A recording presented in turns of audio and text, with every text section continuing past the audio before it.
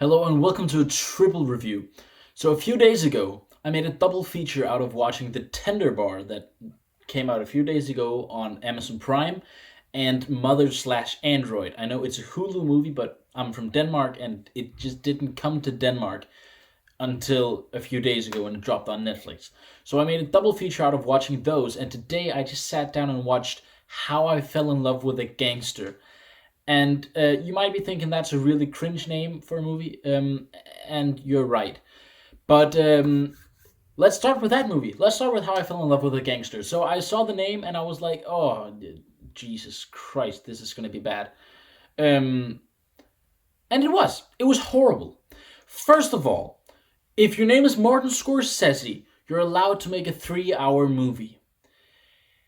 If you're making a Polish crime drama and calling it How I Fell in Love with a Gangster, you just cannot make it a 3-hour movie. This is horribly way too long. This is overwhelmingly too long, and I knew it before I even started the movie. It is so goddamn long, and if it's a movie like Lord of the Rings, it makes sense because you're invested in that story, you're invested in the characters. But in this movie, I didn't care at all about the characters. I didn't care at all about the story. It was horribly boring. It was just blah on almost every single level. It's one of those movies that are just really frustrating because the cinematography, that's probably the only thing I can praise about this movie. The cinematography is awesome. It's amazing. It's wonderful. The visuals are stunning. You can tell that the movie is very well made, but it is like twice the length it should be. And the acting is way too over the top. The dialogue is uninteresting. It's just a hard pass.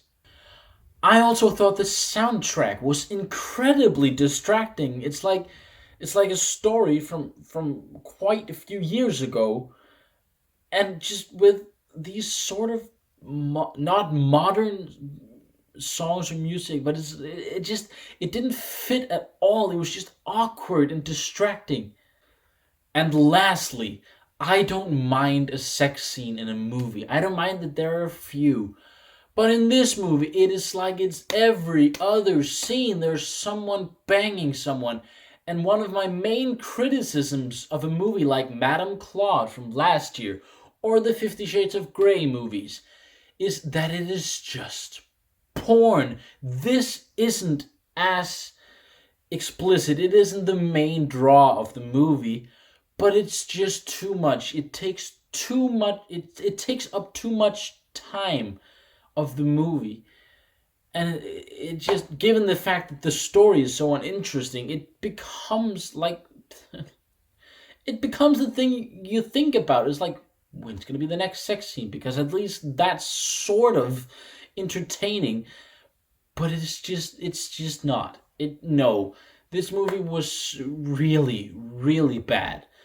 I mean, the cinematography is great, the visuals great, and for that reason alone, I'm gonna give it a 14%, but I can't go any higher than that. Okay, so as mentioned, to move on from How I Fell in Love with a Gangster, as mentioned, I made a double feature out of watching The Tender Bar and Mother slash Android. I started out with The Tender Bar, so that's also going to be the first movie I review.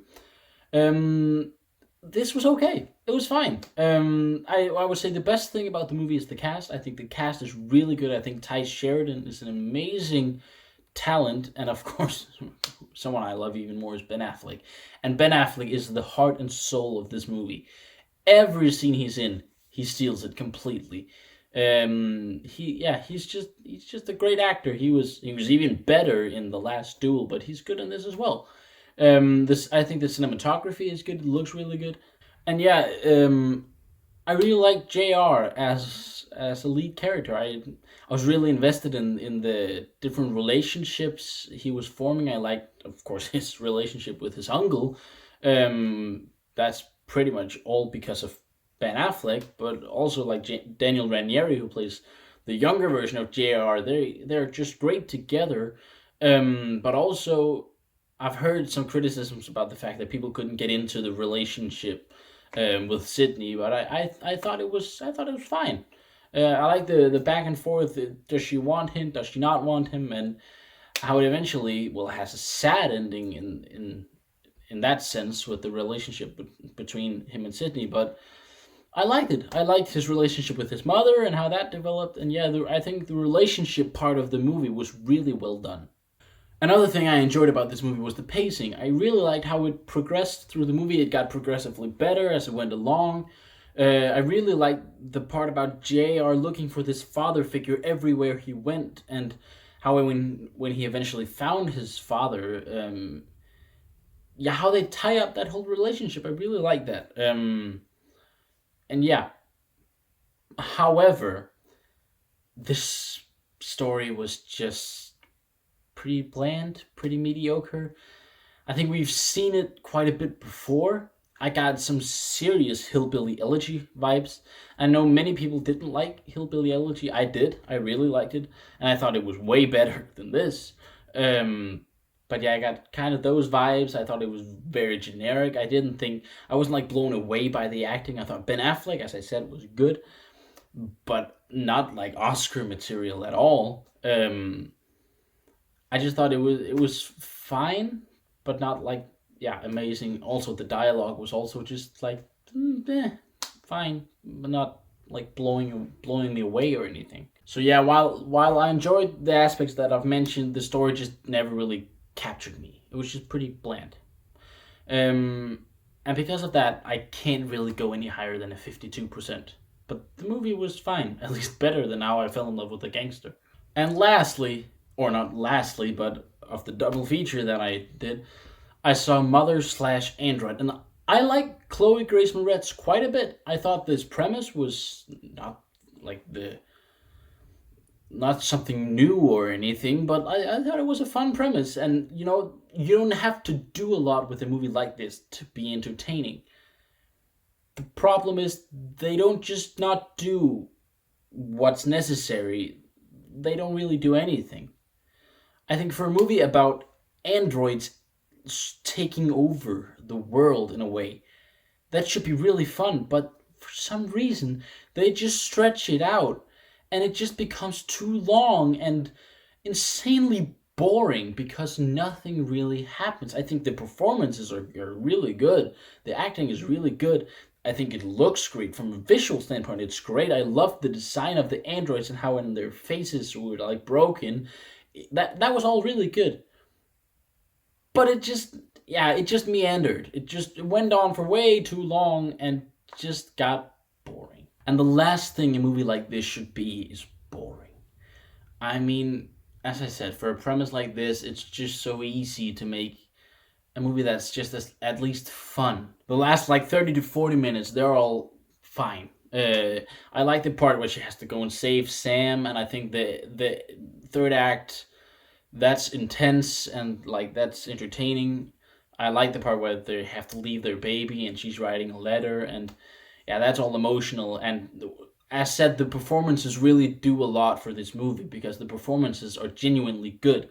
I do think Chloe Grace Moretz is a really good actress. Um, but yeah, it just wasn't enough. And while the performances are good in a slow burn like this, you need to be invested in the characters. You need to really care about them. And I just didn't. I didn't care at all about these characters. I thought they were like dumb for most of the movie. They made some really idiotic decisions that just don't make a lot of sense. So I just couldn't bring myself to care about them, and for that reason, I can't go any higher than a 48%. So to sum up this review, it's not really been a good month so far in January. I've seen six new movies now, and the best one has been the Harry Potter reunion, if you can even count that as a movie. I've counted it on my Letterboxd page, but yeah, it's been pretty slow, and you can see with these three movies. I mean, 48%, 52%, and 14%. It's just, yeah. But I've got hope. The theaters have just reopened here in Denmark, so soon I get to go watch some new movies. Next Sunday, I'm watching The King's Man, and thankfully, I'm also getting to rewatch Spider-Man: No Way Home. And at least I know that's amazing. But yeah, like the Scream movie, and we get the Black Phone quite early in the year here in Denmark. So yeah, a lot of great movies to look forward to, but it hasn't been great so far.